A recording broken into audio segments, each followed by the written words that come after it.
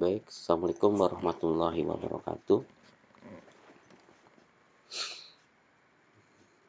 Kali ini saya ingin menyampaikan tentang pemrograman visual aplikasi sederhana dari inventarisir barang menggunakan NetBeans ID 8.0.2 seperti ini.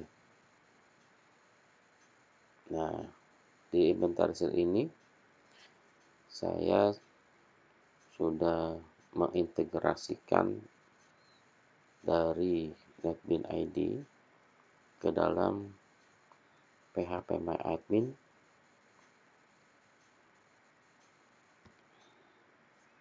Ini dia dengan database inventarisir TS. Kemudian ini ada 6 tabel. Dan 6 tabel ini terrelasi seperti ini. Ini contohnya di tabel barang ini mengambil relasi dari tabel lokasi, kemudian juga tabel supplier. Kemudian pada tabel inventarisir masuk atau keluar, dia terrelasi dengan tabel barang dengan tabel akun. Ini adalah skema tabel dari aplikasi inventarisir barang. Baik, kita masuk saja ke dalam aplikasi NetBeans-nya.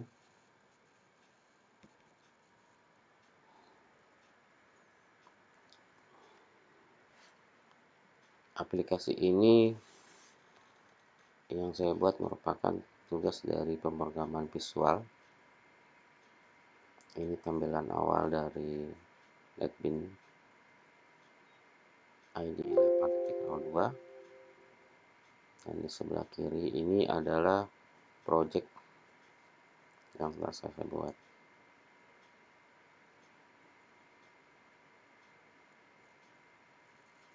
Baik, untuk menjalankan ini, yang pertama langsung kita start. Namun sebelum start ini adalah pengaturannya di main. Ini adalah pengaturan start pada main Java. Nah, keinginan saya adalah pada aplikasi ini akan tampil di awal adalah login form. Nah, ini nanti akan masuk ke login form. Login form seperti ini. Maka ketika kita start, maka dia akan masuk ke dalam login form. Nah, seperti ini.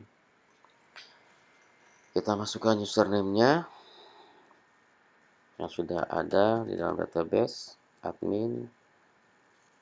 Dan passwordnya adalah 123 contohnya. Ketika login, ternyata ini ada salah, maka ada pemberitahuan username atau passwordnya salah. Nah, saya coba perbaiki.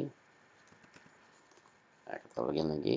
Nah, ini sudah masuk ke dalam dashboard dari inventarisasi SMK Tamsul 2 Jakarta. Kenapa saya kasih judul ini? Karena judul ini bagian dari tugas dari pemrograman visual. Kita lihat di menu ini ada 4. Yang pertama ada menu file, di bawahnya ada submenu dashboard dan logout, dan di data master ada supplier, lokasi, barang, dan pengguna. Dan transaksi ada 2 submenu, yaitu inventarisir masuk dan inventarisir keluar. Sedangkan laporan ini ada 5 yang saya buat. Ada data supplier, lokasi, data barang, masuk dan keluar. Laporan ini berbentuk sebuah tampilan yang siap dicetak,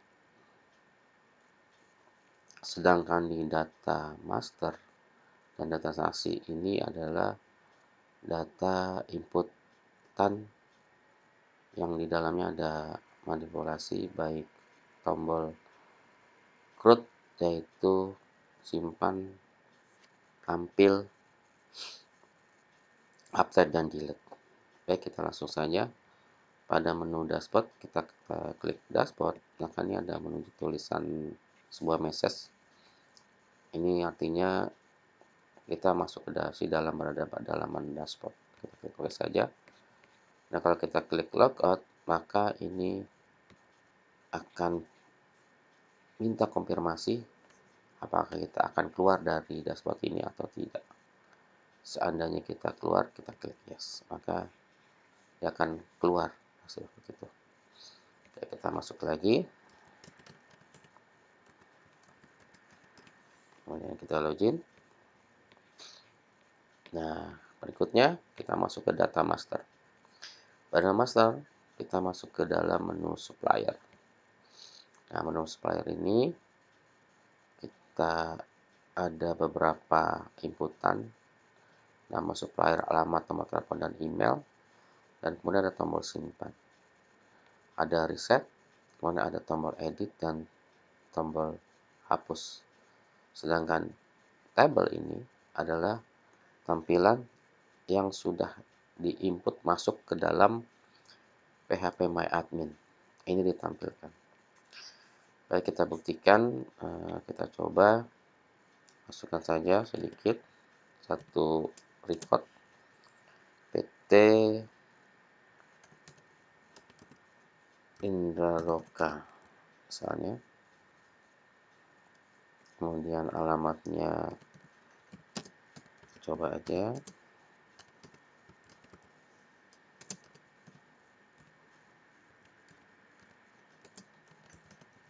ini, nomor teleponnya adalah seperti ini, kemudian emailnya adalah seperti ini.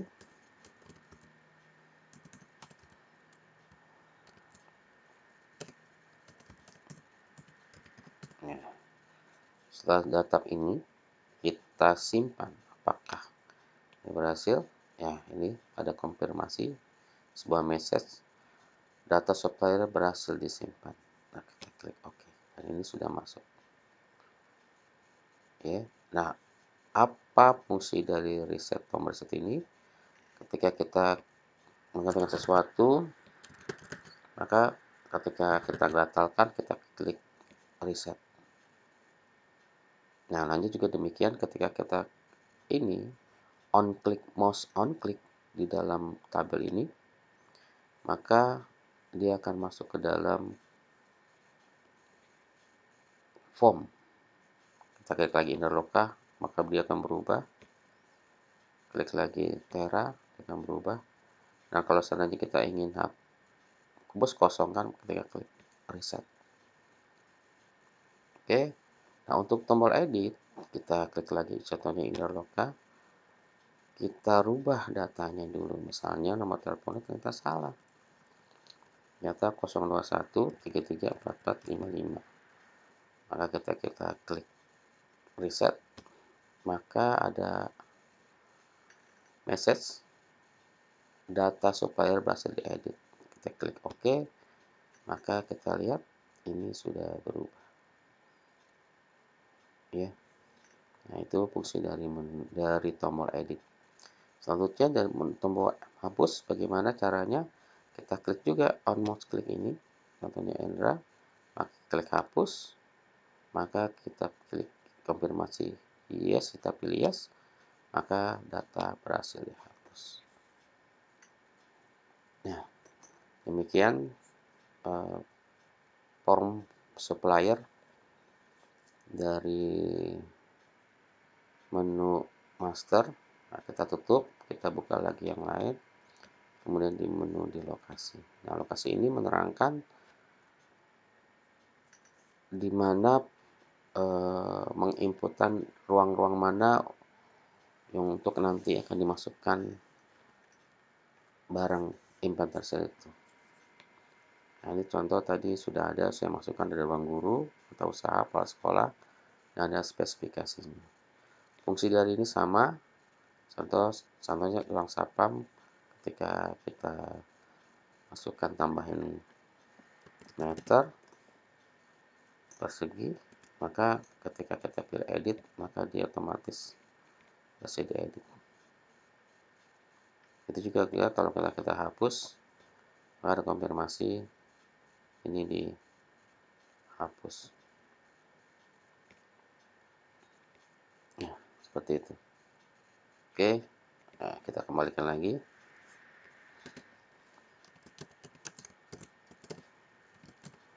Ya, misalnya 2 kali 2 meter.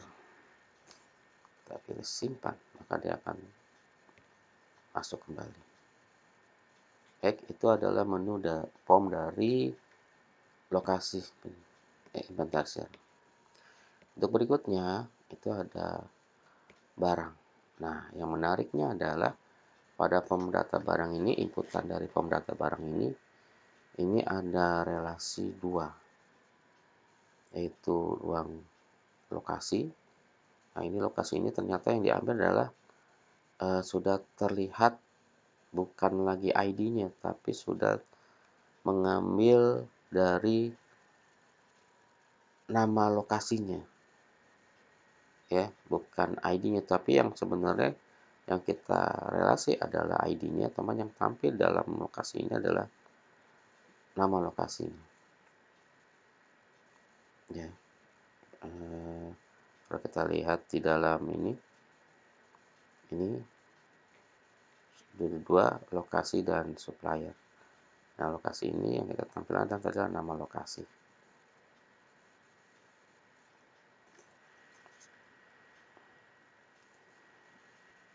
Baik, kita masuk lagi kembali lagi sini. Ini juga demikian sama. Jika kita klik, ini masuk on mouse kliknya sudah otomatis, ya. Misalnya kita rubah tanggalnya aja nih, tanggal yang nomor ini printer kita rubah menjadi contoh tanggal 10. Ya, kita klik edit, maka otomatis dia akan berubah di tanggal 10. Nah, ini seperti tadi fungsi sama. Oke, kita tutup saja di form data barang. Kemudian pada pengguna ini hanya menyampaikan akun pengguna dari aplikasi ini. Bagaimana untuk keperluan login, karena nanti di situ ada username dan password. Seperti itu aja. Fungsinya sama, tombol-tombol ini seperti yang tadi saya sampaikan di form sebelumnya. Oke, kita lanjut di transaksi. Transaksi ada 2, yaitu transaksi masuk dan transaksi keluar. Yang menariknya adalah kita klik transaksi masuk, ini ada tampilan data sebelum kita melakukan input pada jumlah dan sumber dan tanggal masuk. Kita bisa melihat dari kode barang yang kita lihat dulu. Ini asalnya dari mana? Ini relasi dari, kita lihat ada relasinya. Pada yang saya masuk, ini relasinya dari ngambil akun, kemudian juga mengambil dari barang. Seperti ini. Makanya di dalam ini pilihannya ada untuk melihat barang, kemudian pilih ID akun, dan kemudian menginput jumlah sumber dan tanggal masuk. Kita coba, contoh seperti ini, kita masukin, kita klik F1, tekan F1, maka akan tampil datanya sendirinya. Printer 2, kemudian baik. Ini dia. Seandainya kita mau pilih akunnya yang sebagai memilih, kemudian jumlahnya, kalau lihat jumlah barang 2, ternyata barang masuk yang kita masukkan ke dalam inventarisir ada 2. Sumbernya dari mana? Contohnya sumbernya ada dari pemerintah misalnya.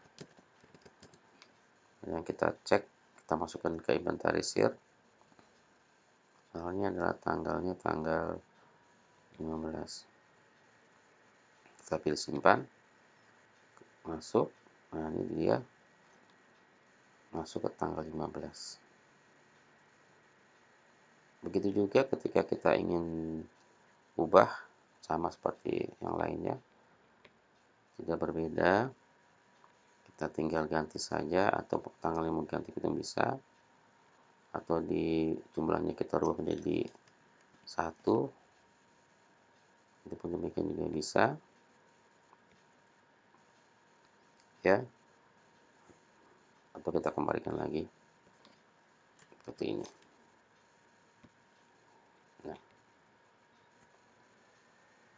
Nah, begitupun pada menu transaksi inventaris keluar. Kalau tadi inventaris masuk adalah pencatatan dari barang masuk ke dalam inventaris masuk, sedangkan ini adalah bagaimana barang yang sudah ada itu keluar. Entah itu bisa juga dirusak sudah tidak terpakai, atau dikembalikan, atau diserahkan, ya. Contoh, ini kita ambil ke barangnya sama percis, enter. Nah, ini pilih akunnya untuk yang memasukkan. Nah, ini cuma 1 ternyata. Tujuannya kemana? Tujuannya adalah misalnya dikembalikan. Tanggal keluar tanggal berapa? Tanggal 30. Artinya barang yang tadi masuk di inventarisir, dia akan keluarkan 1 barang dengan nama printer. Oke, kita simpan. Ini dia, dikembalikan. Ini fungsi-fungsi ini sama, persis sama. Nah, kayak tadi, kalau seandainya ini dua-duanya kita edit, maka akan berhasil. Itu. Oke, kita balikin lagi, karena barangnya tinggal 1 yang diserahkan. Kita edit. Oke. Itulah form inventarisir keluar barang. Sedangkan di laporan ini adalah data supplier, data lokasi ini adalah pencetakan dari data yang sudah terinput. Contoh seperti data supplier, kita klik seperti ini, jadi sebuah laporan yang nanti kita akan cetak. Kemudian juga ada laporan data lokasi, kita bisa lihat ID-nya ketika nanti kita menginput. Kemudian juga nanti kita bisa lihat di laporan data barang ini, barang apa saja yang sudah diinput. Dan juga demikian juga dengan transaksi inventaris masuk. Nah, ini persis yang sudah terinput. Demikian juga inventaris keluar. Nah, demikian aplikasi mengenai inventarisasi SMK termasuk 2. Semoga aplikasi ini bermanfaat buat kita semua. Untuk itu saya logout untuk mengakhiri penyampaian tentang aplikasi dari saya ini. Saya logout, kemudian kita pilih yes, nah kemudian kita pilih tutup. Demikian, terima kasih. Assalamualaikum warahmatullahi wabarakatuh.